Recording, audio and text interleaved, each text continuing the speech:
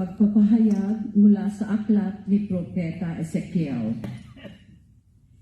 Ito ang ipinasasabi ng Panginoong Diyos.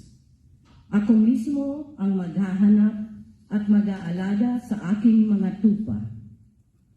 Kung paanong hinahanap ng pastol ang tupa niyang nawawala, gayon ko hahanapin ang aking tupa.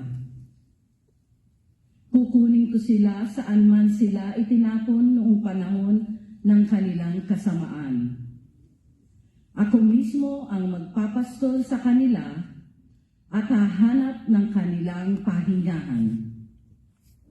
Hahanapin ko ang nawawala, ibabalik ang nalalayo, hihilutin ang napilay, palalakasin ang mahihina, at babantayan ang malulusog at malalakas. Ibibigay ko sa kanila ang kailangan nilang pagkain. Sa inyo, aking kawan, ito ang sinasabi ko na inyong Diyos na Panginoon. Ako ang magiging hukom ninyo.